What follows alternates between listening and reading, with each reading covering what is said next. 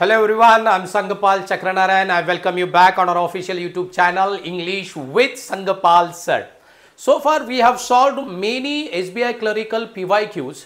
Today onwards we are going to solve some IBPS clerical PYQs. So this is the first IBPS clerical PYQs जो अभी हम conduct करने वाले हैं. So without speaking into circle, let us start with the very first question of this IBPS clerical PYQ, and that is: given below are 4 sentences out of which one sentence is grammatically incorrect. Choose the option which points out the grammatically incorrect sentence. If all sentences are correct, choose all are correct as your answer. Now they have given us 4 statements. Out of 4 statements, one statement is grammatically incorrect. We have to find out that statements and mark it as our answer. Now if there is no sentence grammatically incorrect in the given options, we have another option to choose, and that is all are correct. तो हमें 4 statements दिए हैं, 4 sentences दिए हैं. इन 4 sentences में से एक sentence grammatically incorrect है. जो ग्रामेटिकली इनकरेक्ट है उसे हमें ढूंढना है और उसी को एज अ आंसर यहां पर सेलेक्ट करना है. So the very first sentence is: after the long hike she lay down on the grass exhausted but content. तो ये बिल्कुल सही है, इसमें कोई ग्रामेटिकली इनकरेक्ट चीज हमें तो दिखती नहीं. आफ्टर द लॉन्ग हाइक ये फ्रेज है, शी ये सब्जेक्ट है, ले ये वर्ब का सेकेंड फॉर्म है. आपने देखा होगा ले इसके पहले आया है. इसके पहले हमने लाई के बारे में 2 लाई जो वर्ब थे हमने देखे थे, इसके मीनिंग प्रीवियस लेक्चर में. किसी ने अगर प्रीवियस लेक्चर्स देखे नहीं है तो पहले देखिए, आपको समझ में आएगा लाई का डिफरेंस क्या है. तो she lay down on the grass exhausted but content. This is absolutely right. कैसी थी वो? एग्जॉस्टेड मतलब थकी हुई, बट कंटेंट सैटिस्फाइड. बिल्कुल सही है. नेक्स्ट स्टेटमेंट जो है वो है: amidst the flickering twilight she strain to seen the distant silhouette. अब to seen the distant silhouette. अब ये सिलेट का मतलब क्या होता है? सिलेट का मतलब होता है कि आप देख मान लीजिए कि आप सूरज के सामने खड़े हैं और शाम को, और पीछे से आपको कोई देखता है, तो आपकी जो आकृति तैयार होती है ना वो काली काली सी, उस आकृति को हम कहते हैं सिलेट. इतना याद रखना है. तो यहां पे कुछ एरर है क्या? तो यहां पे दिखता है 2+C. You must have got the error. और इससे पहले हमने बहुत बार देखा है कि 2 के बाद में कौन सा वर्ब आता है. तो ये ग्रामेटिकली रॉन्ग है क्योंकि यहां पे फर्स्ट फॉर्म चाहिए था. बाकी सही है. द स्टॉक प्राइसेस राइज, यहाँ पे प्राइसेस प्लूरल है इसलिए V1. Whenever there is positive news about the company, absolutely correct है ये भी. सो एज टेंशंस राइज, ये भी सही है. In the negotiation both sides are seeking a compromise. Now tensions rise, as tension rises in the negotiation, चलता है वाद विवाद मुद्दे, तो ये भी सही है. तो हमारा गलत कौन सा है? बी. तो बी हमारा आंसर होगा. जो सही वाले है वो ऑप्शन हमारे एलिमिनेट हो जाएंगे सारे. Now let us move on to the next question. In the next question वही डायरेक्शंस है. Find out the incorrect sentence वाला. अगर सारे सही है तो ऑल आर करेक्ट, ये ऑप्शन तो हमें दिया ही है. इन सेंटेंसेस को अभी पढ़ते हैं. यहां पे पहला सेंटेंस है इंडिया इज नोइंग. यहां पे इन्होंने दिया है, ये याद रखना है, इंडिया इज नोइंग. यहां पे गलती है. गलती क्या है? नो ये जो वर्ब है कभी भी कंटिन्यूअस टेंस में यूज नहीं किया जाता. कौन से टेंस में यूज नहीं किया जाता? कंटिन्यूअस टेंस में यूज नहीं किया जाता. जनरली स्टेटिव वर्ब जो होते हैं इनको हम किसी भी कंटिन्यूअस टेंस में यूज नहीं करते. और इसी वजह से जैसे कि मैंने यहां पे लिखा है नो, तो ये कंटिन्यूअस टेंस में यूज नहीं होगा. तो कंटिन्यूअस टेंस में यूज नहीं होगा, पर यहां पे कंटिन्यूअस टेंस में इसे दिया गया है तो इसीलिए गलत है. तो कंटिन्यूअस टेंस में यूज नहीं किया जाएगा, मतलब इसे एज अ V4 सेंटेंस में यूज नहीं किया जाता, बट एज अ जीरन इसे यूज किया जाता है. इतना याद रखना है, ठीक है. रिमेंबर, फॉरगेट, पार्डन, ये वाले ऐसे वर्ब होते हैं. रिमेंबर, फॉरगेट, पार्डन, ये ऐसे वर्ब है. ये ऐसे नहीं, ऐसे बहुत सारे वर्ब्स हैं कि जो जनरली स्टेटिव वर्ब्स होते हैं, जो जनरली कभी भी कंटिन्यूअस टेंस में यूज नहीं किए जाते, पर कभी कभार अगर उनमें से एक्शन दिखती है तो आप उन्हें कंटिन्यूअस टेंस में यूज कर सकते हैं. दूसरी चीज एज अ जीरन वो आते हैं तो उनका एज अ V4 यूज जो है वो बिल्कुल सही होता है, गलत नहीं होता है. पर यहाँ पे एज अ जिरन भी नहीं आया है और कोई एक्शन भी नहीं दर्शा रहा है, इसीलिए ये जो वर्ब है एज अ नोइंग यहाँ पे इनकरेक्ट है। तो यहाँ पे ये इस तरह से होना चाहिए था, India is known for its beautiful culture. तो नोइंग की जगह क्या चाहिए था, यहाँ पे नोन चाहिए था, पर दिया नहीं है, ये गलत है। गलत है तो यही आंसर है। बाकी statements, the central bank raised, ये बिल्कुल सही है। सेंट्रल बैंक के बारे में बात, raised second form of the verb. Raised interest rates to combat, ये भी सही है, 2 + V1। Rising inflation, to combat what, rising inflation, ये भी बिल्कुल सही है। होपिंग टू स्टेबलाइज, ये भी सही है। द इकोनॉमी, बिल्कुल सही है, इसमें कोई दिक्कत नहीं है, तो ये हमारा आंसर नहीं हो सकता। The government introduced a subsidy for renewable energy. Okay, introduced, government के बारे में इंट्रोड्यूस्ड हुई है, क्या इंट्रोड्यूस किया है, अब subsidy for renewable energy projects to encourage investments, बिल्कुल सही है, तो ये भी आंसर नहीं होगा। The absence of quality land record specifically affects, तो यहां पे क्वालिटी है, सिंगुलर है, अफेक्ट सिंगुलर वर्ब है, बिल्कुल सही है। The ability of marginal farmers to gain access to credit from form, ये बिल्कुल सही है, ये भी हमारा आंसर नहीं हो सकता। वी गॉट द आंसर, जैसे ही हमने पहला पढ़ा तभी हमें हमारे सवाल का आंसर जो है वो मिल गया था। Now let us move on to the next question. The next question is, bamboo is a sustainable, eco friendly and affordable alternative to plastic, wood and even aluminium. ठीक है, bamboo is a sustainable, eco friendly, affordable alternative है, किसको, plastic, wood and even aluminium को, ये alternative है। दूसरी चीज, तो ये सही है। The manifestation of inclusive development of India can be evident from its impact on regional development. The second statement is, the manifestation of inclusive development of India can be evident, yes, from its impact on regional development, ये भी सही है, इसमें कोई error नहीं है। She felt her spirits rise, okay, she felt her spirits rise, बिल्कुल सही है। when she heard the good news, ये भी बिल्कुल सही है, spirits प्लूरल है, verb प्लूरल है। the availability of both surface and ground water varying from one region to another region, तो यहाँ पे अगर varying ये मेन verb होगा, अगर varying है तो ये V4 है, और V4 को जब हमें सेंटेंस में यूज करना होता है तो इसके पहले हेल्पिंग वर्ब होना जरूरी है, और हेल्पिंग वर्ब दिया नहीं है इसके पहले, तो ये गलत है। और दूसरी चीज, यहाँ पे वेरिंग भी फिट नहीं बैठता है, यहाँ पे वेरीज आना चाहिए। क्यों, क्योंकि ये सिंपल प्रेजेंट वाला सेंटेंस है। The availability of both surface and ground water varies from one region to another region, तो ये यहाँ पे जो है ये ट्रुथ बताया गया है, ये यूनिवर्सल ट्रुथ है कि ये जो होता है ग्राउंड वाटर या availability surface water and ground water जो है की जो अवेलेबिलिटी होती है वो रीजन में, रीजन मतलब डिफर करता है कि कौन से रीजन में कितने, हर एक रीजन में एक जैसी नहीं हो सकती, region to one other, from one, तो ये वैरी करती है from one region to another. एक रीजन में कितनी है, दूसरे रीजन में कितनी है, अगर आप देखोगे तो दोनों प्रदेश में आपको एक नजर आएगा, यहाँ पे कम है, वहां पे ज्यादा है, वहां पे ज्यादा है कुछ, तो यहाँ पे कम है, तो वो एक जैसा नहीं हो सकता। तो यहाँ पे वेरीज चाहिए था, पर वेरिंग दिया है, तो ये गलत है और ये गलत है, इसीलिए फिर हमारा आंसर कौन सा बनेगा, ऑप्शन नंबर डी बनेगा। Now let us move on to the question number 4, and here this question number 4 says, in question number 4 we can see the very first statement, foreign investment has significantly boosted the local economy, creating new jobs and opportunities. Artificial intelligence is rapidly evolving with the potential to transforming industries across the globe. Third statement, protecting endangered species is crucial for maintaining biodiversity and ecological balance.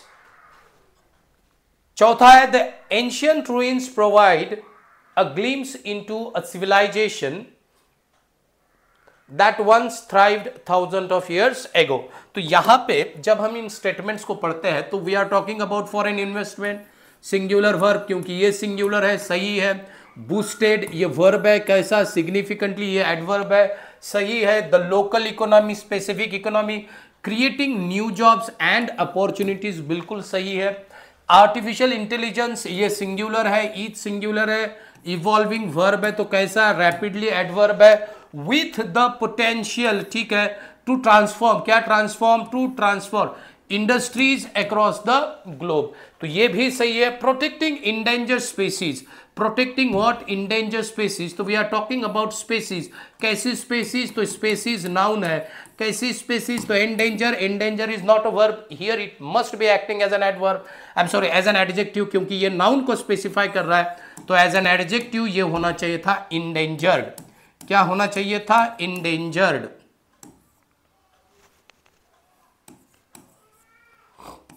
क्या होना चाहिए था? ये endangered होना चाहिए था, पर इन्होंने यहां पे इंडेंजर दिया है, इसलिए ये रॉन्ग है और ये हमारा आंसर है इंडेंजर, इंडेंजर्ड। यहां पे लिख देता हूं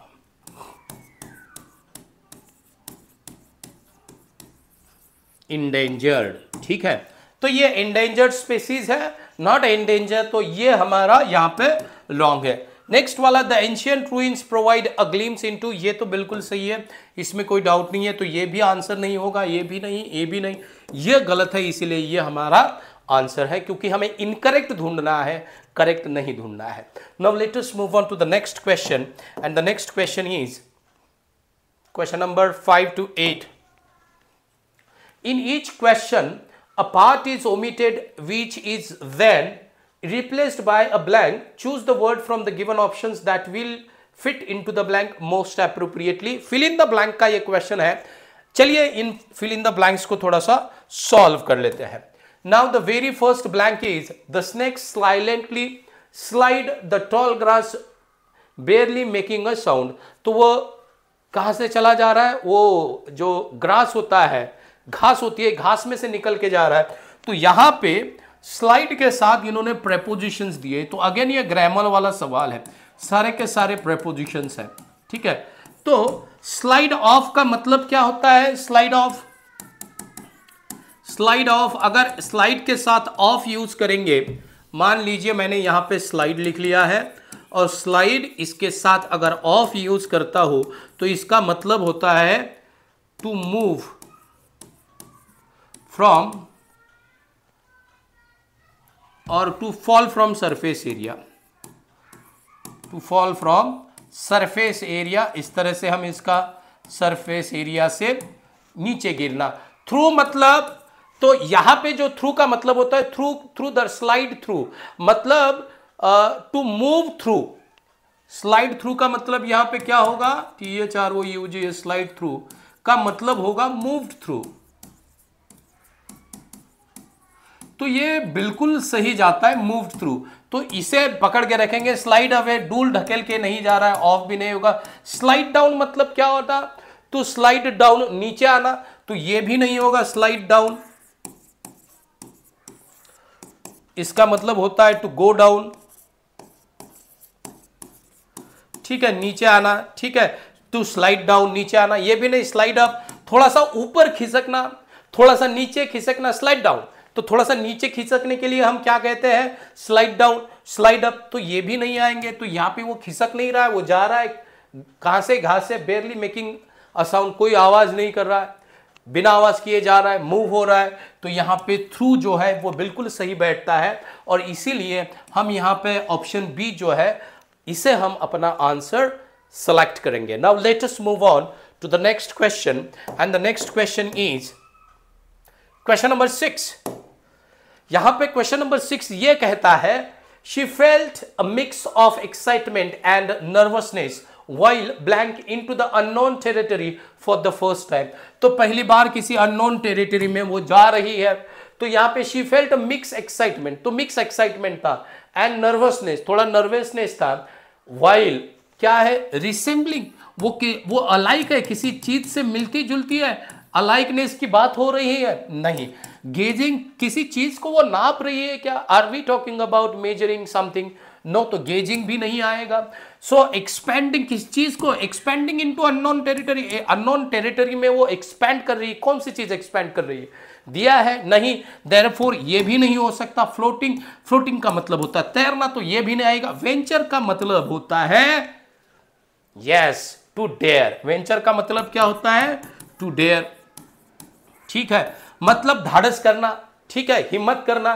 तो while venturing into unknown territories for the first time, तो पहली बार वो अननोन टेरिटरी में जा रही थी, ठीक है, तो जाने की उसने हिम्मत की, तो ऐसे में उसमें जो फीलिंग्स थी वो एक्साइटमेंट की, वो कैसी थी, felt a mix of excitement and nervousness, कुछ एक्साइटमेंट था तो कुछ नर्वसनेस का ऐसा जो मिक्स फीलिंग था वो उसमें था। तो ये वेंचरिंग जो है ये बिल्कुल सही जाएगा और इसीलिए ऑप्शन ई हम एज अ आंसर सेलेक्ट करेंगे। Now let us move on to the question number 7। Now question number 7 में क्या है, he kept going up before out after around his dreams. तो ही केप्ट गोइंग अप, ऊपर जा रहा है क्या, हिज ड्रीम्स, उस ड्रीम के उसके सपनों के ऊपर जा रहा है वो, नहीं, तो अपने आएगा। ही kept going before his dreams, वो ड्रीम के पहले जा रहा है कहीं, नहीं, तो he is going, he kept going out his dreams, वो बाहर जा रहा है कहीं, फिर हिज ड्रीम्स तो आएगा नहीं। He is kept, he kept going after, to go after मतलब टू परस्यू। देखिए टू गो आफ्टर का मतलब क्या होता है, टू परस्यू होता है। तो यहां पे हमें यह समझ में आया है टू परस्यू, ठीक है, टू गो आफ्टर के पीछे भागना अपने। ही kept going after his dreams despite the many obstacles in his path, उसका जो ख्वाब है उसके पीछे वो दौड़ रहा है, पीछे दौड़ रहा है मतलब he is taking efforts in order to fulfil his dream. To go after बिल्कुल सही होता है, टू गो अराउंड तो आएगा नहीं।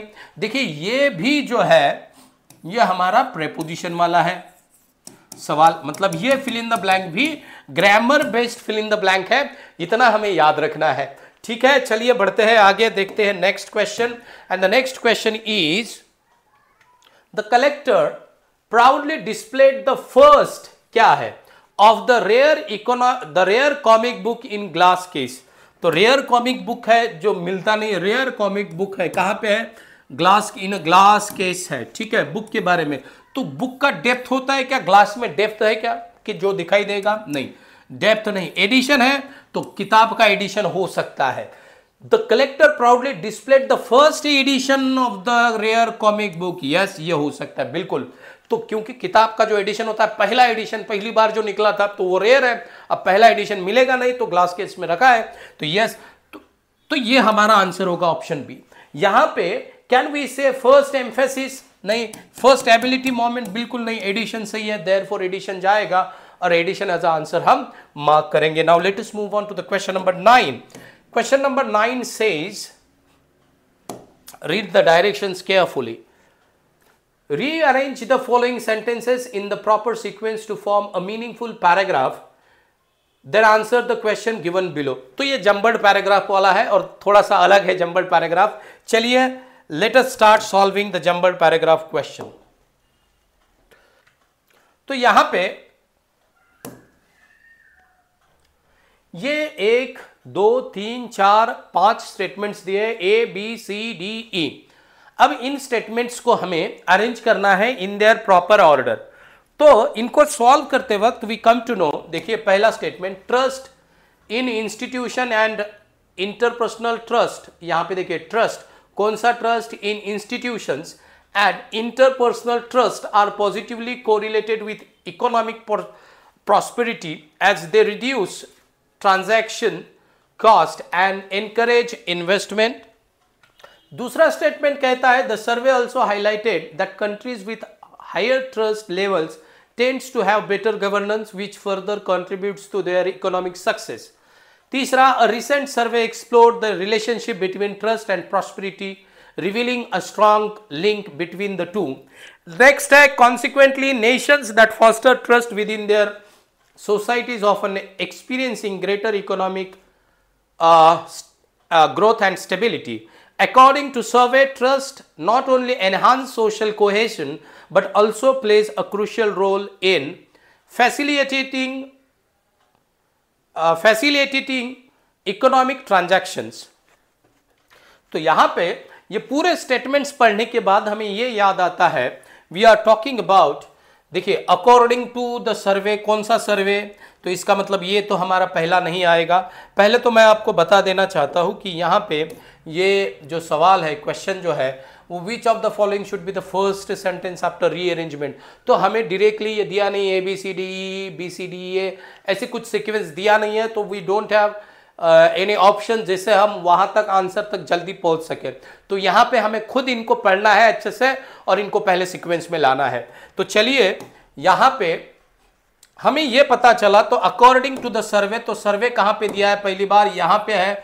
अब ये मैंने कैसे आइडेंटिफाई किया, तो ये यहां पे द सर्वे, कौन सा द सर्वे, द क्या दर्शाता है, द कब यूज करते हैं, जब हमें किसी भी चीज को स्पेसिफिकली मेंशन करना है तो आर्टिकल द, और पहली बार कोई चीज मेंशन होती है तो आर्टिकल ए। तो इसका मतलब ये पहली बार यूज किया गया है और ये दूसरी बार, क्योंकि ये स्पेसिफिक सेंस लाता है, इसका मतलब हुआ सी पहले आएगा। दूसरी चीज द सर्वे मतलब कौन सा, तो यहां पे भी ये सर्वे सी के पहले नहीं आएगा, मतलब ई और बी के पहले कौन सा आएगा, तो सी आएगा। कॉन्सिक्वेंटली ये हमें परिणाम बताता है और परिणाम हमेशा आखिर में आता है। परिणाम कहां आता है, आखिर में आता है। तो ये सी से पहले आने का सवाल ही नहीं होता डी, तो ई भी गया, डी भी गया, बी भी गया, सी भी गया। और ट्रस्ट इन इंस्टीट्यूशंस, तो ट्रस्ट के बारे में पहली बार यहां पे बात की गई है। Recent survey explored the relationship between trust and prosperity, तो इसका रिलेशन ट्रस्ट एंड प्रॉस्पेरिटी के बारे में यहां पे पहले बात की गई है। तो इसीलिए हमारा पहला जो स्टेटमेंट यहां पे मोस्ट चांसेस जो है वो है सी। उसके बाद में कौन सा आएगा, तो यस अकॉर्डिंग, तो अ recent survey explored the relationship between trust and prosperity revealing a strong link between the to. तो फिर अकॉर्डिंग टू द सर्वे, इसके मुताबिक क्या है, तो डायरेक्ट सर्वे नहीं आएगा, इसकी ओपिनियन दी है। According to the survey trust not only enhances social cohesion but also plays a crucial role in facilitating economic transactions. तो ये बिल्कुल सही जा रहा है। उसके बाद में देखेंगे ट्रस्ट के बारे में बात हो रही है यहाँ पे।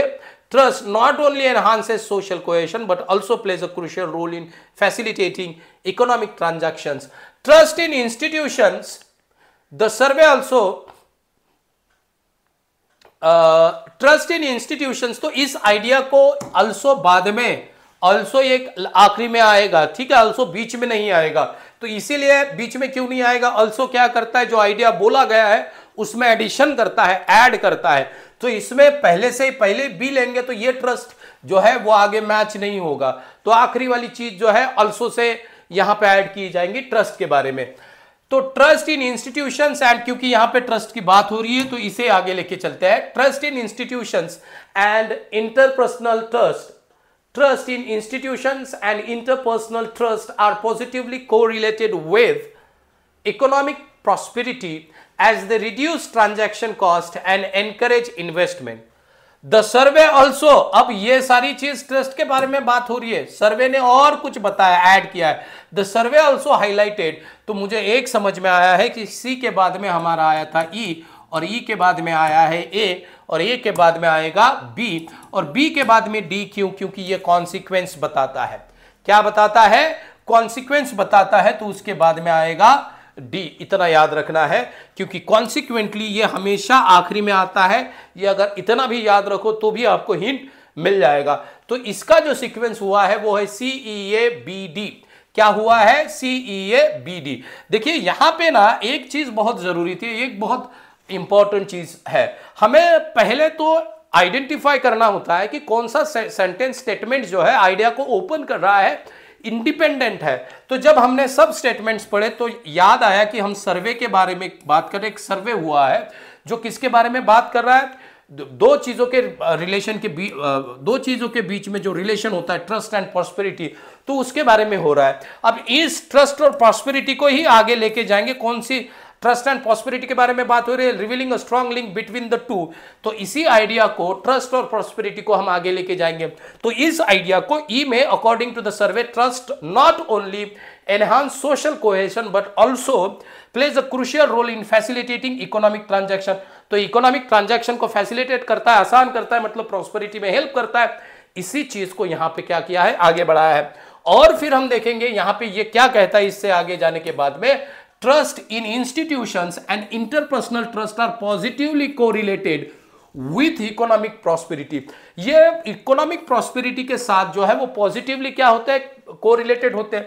तो यहां पे अगेन इस आइडिया को इधर आगे बढ़ा रहे हैं, तो इसीलिए हमने पहले सी, बाद में ई और उसके बाद में ए लिया है।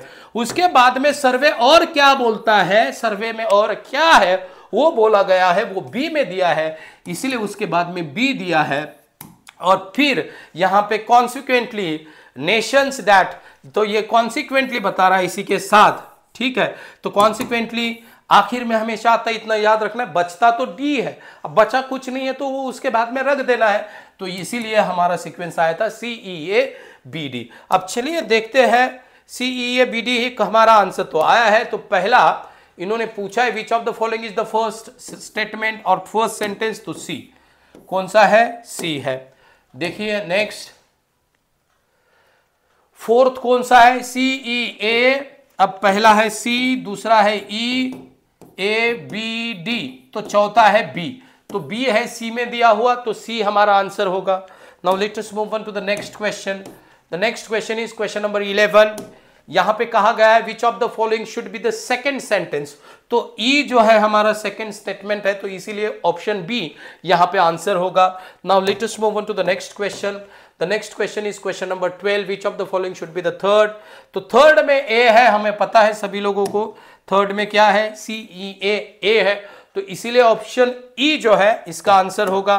Now let us move on to the next question 13th, which of the following should be the fifth sentence. तो फिफ्थ में बी है, एवरीबडी नोज दैट। फिफ्थ में क्या है, बी है, ये पहला ऑप्शन इधर दिया है, सी ए ई बी डी। तो बी कहां पे दिया है, डी में, तो डी हमारा इसका आंसर होगा। Now let us move on to the next question. तो यहां पे हमारे जो 13 तक जो जंबल्ड पैराग्राफ के सवाल थे वो क्वेश्चन एकदम सॉल्व हो गए। याद रखना है एसबीआई क्लरिकल में हमने शुरुआत में देखे थे जंबल्ड सेंटेंस हमें आया था, एक ही जंबल्ड पैराग्राफ का हमने एसबीआई क्लरिकल पीवाईक्यू में देखा था, ऐसा बड़ा वाला पैराग्राफ वाला सवाल आया था। पर इसका पहला पेपर लिया है, आपने देखा होगा कि यहाँ पे जंबल्ड सेंटेंस नहीं बल्कि जंबल्ड पैराग्राफ है, और जंबल्ड पैराग्राफ को सॉल्व करते वक्त उसका कंटेक्स्ट समझना बहुत जरूरी है, उसी के साथ इंडिपेंडेंट सेंटेंस समझना बहुत जरूरी है, ताकि हम आइडियाज को क्या कर सके, कनेक्ट कर सके। Now let us move on to the question number 14। तो यहां पे क्वेश्चन नंबर 40 में कहा है कि a word has been used in the sentence given below, identify the sentence where the word has been used in a contextually and grammatically correct manner. इससे पहले ये सवाल हमने देखे हैं एसबीआई क्लरिकल पीवाईक्यूज में। तो यहां पे एक वर्ड दिया है और एक वर्ड को इसको इन्होंने 3 सेंटेंस में यूज किया है और कहा है इनमें से ढूंढो कि कहां पे ये करेक्ट यूज किया है और कहां पे ये करेक्ट यूज नहीं किया गया है। तो पहला sentence, she is so powerful that even her toughest opponent were forced to bend their knees in submission. Knees मतलब घुटना या तो घुटने पे आना, नीज मतलब क्या होता है, या तो घुटना या तो घुटने के बल आना, घुटने के बल आना या घुटनों पे आना, ये इस तरह का इसका मीनिंग होता है, to bend down.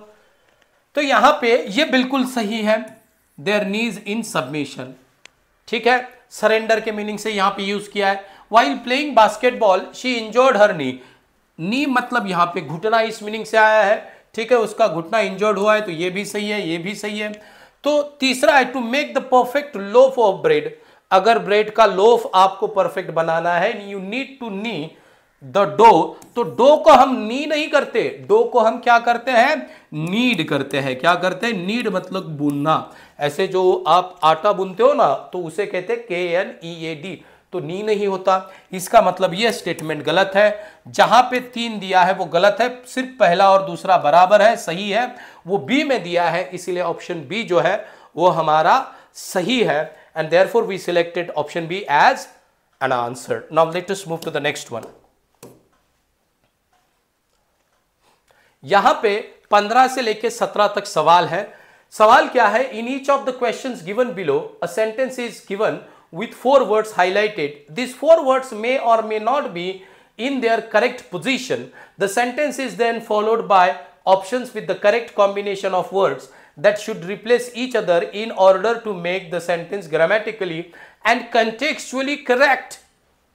Find the correct combination of the words that replace each other. तो ये वर्ड स्वैप वाला सवाल है, आप सभी लोगों को समझ में आया होगा पढ़ने के बाद में कि यहाँ पे 4 वर्ड्स दिए हैं, हाईलाइटेड है, इनको हमें स्वैप करना है। और स्वैप क्यों करना है, पहले तो देखना है कि भाई ये सीक्वेंस सही है या नहीं है। अगर सही है, आपको लगता है कि इनका यूज यहीं पे ठीक है, तो नो इंटरचेंज रिक्वायर्ड। पर अगर आपको लगता है कि ये सही नहीं है तो इसको बदलिए और फिर देखिए कि कौन सा ऑप्शन कहा जा रहा है, उसके अनुसार इसका यहां का जो ऑप्शन है उसे सेलेक्ट कीजिए। The paper pulled into the inner part, तो paper pulled into the inner part of the copy machine had to be jammed out by the printer technician. तो यहां पे क्या हो रहा है, यहां पे हो रहा है कि ये जो पेपर है the inner part of the copy machine में कुछ तो हो गया है गड़बड़। तो ये पुल्ड इनटू द, उसमें खींचा गया है या जाम्ड हो गया, वो तो खींचा जाता नहीं, उसमें जाता ही है, तो टेक्नीशियन को निकालना पड़ेगा, तो वो जाम होगा। तो इसीलिए यहां पे द पेपर पुल्ड नहीं, पेपर कुछ पुल नहीं करता, द पेपर जाम्ड होगा। तो यहां पे सी जो है वो एक ही जगह जाएगा, तो सी गया एक ही जगह, सी कहा जाएगा एक ही जगह जाएगा, और ये कहा आएगा सी की जगह आएगा। तो देखते हैं, the paper jammed into the inner part of the copy machine and had to, यहां पे पुल्ड आया, pulled out by the printer technician. तो बस सी की जगह ए और ए की जगह सी कहां पे दिया है, यहां पे, बाकी कहीं पे दिया नहीं है, एंड देयरफॉर ऑप्शन सी जो है वो हमारा आंसर है। Now let us move on to the next question. The next question is question number 16 यह कहता है, Mrs Griffin has enough about going her own school but is worried that she wouldn't have thought student to keep it opening. तो उसके दिमाग में कुछ ख्याल आ रहा है, मिसेस ग्रिफिन हैज तो thought about her own school, तो हर ओन स्कूल को क्या किया जाएगा, ओपन किया जाएगा, गोइंग नहीं किया जाएगा। तो यहां पे एक पता चला है, डी गया है गोइंग में, और फिर टू कीप इट गोइंग, और गोइंग आएगा डी में। इसका मतलब ये हुआ कि बी की जगह डी आया है, डी की जगह बी आया है। यहां पे है नहीं, यहां पे है नहीं, यहां पे है नहीं, यहां पे है, यहां पे है, बिल्कुल है। तो फिर ये सी की जगह जाएगा। ये तो एक्सप्लिसिट है, बताने की जरूरत नहीं है, बस ये एक मैंने चेंज किया और मुझे आंसर मिल गया, मैंने अपने आप इन्हें एलिमिनेट कर दिया। तो ये कैसे होगा, ए सी की जगह जाएगा, तो सी है थॉट, तो मिसेस ग्रिफिन थॉट, तो जाएगा यहां पे, इनफ आएगा यहां पे। Mrs Griffin has thought about opening her own school but is worried that she wouldn't have enough student to keep it going. Enough students noun है, इनफ उसके पहले आएगा, बिल्कुल सही जा रहा है, तो इसीलिए ऑप्शन डी जो है वो हमारा आंसर है। Now let us move on to the next question. The next question is question number 17। Question number 17 क्या कहता है, क्वेश्चन नंबर 17 कहता है, it was unfortunate that our team's half time were raised so high. तो half time so high होता है या spirits होता है, तो यह स्पिरिट्स होता है। तो इसका मतलब ए की जगह जाएगा सी और सी की जगह आएगा ए।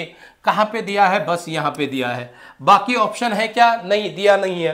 तो इनको ढूंढने की मतलब बाकी आगे मेहनत लेने की जरूरत नहीं है। देखिए किस तरह से सॉल्व कर रहा हूं। If you are going to solve question in this way, जिस तरह से मैं कर रहा हूं, समय भी बचेगा, बहुत समय बचेगा आपका, और आंसर भी क्विकली आएंगे। तो यहां पे ये सेंटेंस किस तरह से होगा, it was unfortunate that our team spirit were raised so high during half time because we were subsequently crushed. तो ये इस तरह से स्टेटमेंट बनेगा, और इसीलिए हमने आंसर जो सिलेक्ट किया है वो है option A. Now let us move to the next one. यहां पे ये because we were subsequently crushed, यहां पे जब देखते हैं ना, it was unfortunate that our team's, अब टीम है, अब टीम का हाफ टाइम होता है या स्पिरिट्स होता है, स्पिरिट्स होता है, वर रेज सो हाई ड्यूरिंग के बाद में टाइम बताएगा, ड्यूरिंग हाफ टाइम, ठीक है। तो ये चीजें मैं देखता गया और फिर समझ में आया कि कौन सा वर्ड मुझे कहां लेके जाना है। ऐसे नहीं है कि बस करना है तो कर रहे हैं, you have to understand the context of the sentence too. Now let us move on to the next question. The next question is question number 18, और ये क्वेश्चन नंबर 18 क्या कहता है, in the following questions a sentence is provided with a highlighted phrase that may be incorrect. If the highlighted phrase is incorrect, choose the option that best replaces the phrase to make the sentence both grammatically and contextually correct. तो यहाँ पे क्या किया है उन्होंने, हमें एक phrase दी है और फ्रेज, ये सेंटेंस इंप्रूवमेंट वाला सवाल है, आप सभी लोगों को समझ में आया है.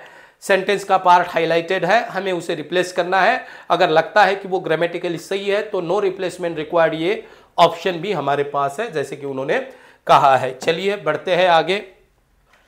तो यहां पे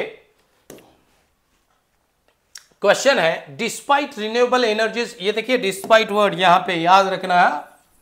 despite renewable energies potential the global economy remains heavily reliant in fossil fuel. तो हेवीली रिलायंट ऑन मतलब क्या क्या होता है ये याद रखना है. रिलायंट ऑन होता है, रिलायंट ऑन का मतलब होता है डिपेंड ऑन. क्या होता है?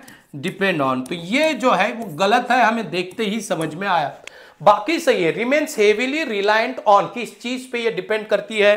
तो यहां पे जो दिया है ऑप्शन वो है रिमेन्स हेवीली रिलायंट इन. तो होगा नहीं, मैंने पहले बताया रिलायंट इन नहीं होता, रिलायंट ऑन होता है. तो रिमेनिंग रिमेन्स होगा, रिमेनिंग नहीं, इकोनॉमी रिमेन्स, तो रिमेनिंग तो आएगा नहीं. यहां पे रिलायंट ऑन दिया है पर रिमेन्स को बदला है तो ये नहीं आएगा. डी में बदला नहीं, तो इसीलिए ऑप्शन डी हमारा आंसर होगा. Despite renewable energies potential the global economy remains heavily reliant on fossil fuels. ये बिल्कुल सही जा रहा है, इसलिए ऑप्शन डी यहां पे आंसर है. Now let us move on to the question number 19. Question number 19 says digital platforms have intensified ideological divisions leading at concerns about social media's impact on public discourse and dialogue. तो यहां पे हमें यह पता चलता है leading eight नहीं होता, लीडिंग टू होता है. लीडिंग टू समवेयर, लीडिंग के साथ क्या आता है? लीडिंग के साथ हमेशा आता है टू. लीडिंग टू समवेयर और लीडिंग टू का जो प्रयोग है यहां पे दो जगह है. लीडिंग टू यहां पे दिया नहीं है ए और सी में, तो यह आंसर नहीं होगा. Concerns on social media. So during digital platforms have intensified ideological divisions leading to concerns on social medias. Leading concerns about चाहिए, leading to concerns about not on. तो ऑप्शन बी आएगा, इतना याद रखना है. Let us move on to the question number 20th, मतलब question number 20. इसे हम देखेंगे.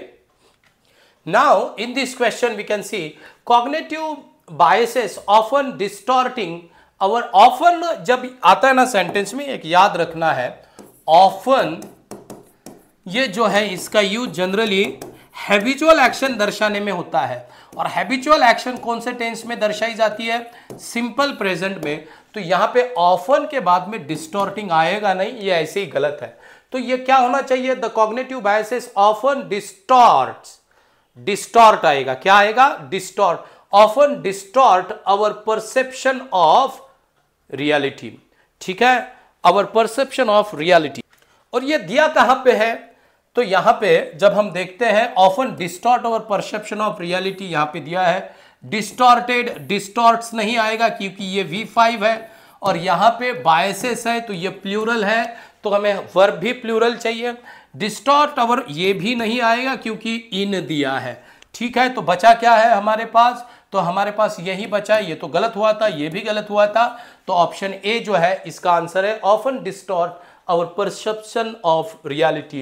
Now let us move on to the next question, and the next question is question number 21. तो ये कहता है before I had sat in the car the driver opened the door for me. तो यहां पे इस सेंटेंस में before I had set नहीं होगा. बैठने से पहले तो सिंपल पास्ट की बात है, सीक्वेंस की बात नहीं हो रही है. Before I sat in the car the driver open the door for me. ठीक है, तो ये बिल्कुल सही जाएगा, before I sat in the car. तो ये बी में दिया है, तो इसीलिए ऑप्शन बी जो है इसका आंसर है. इतना याद रखना है.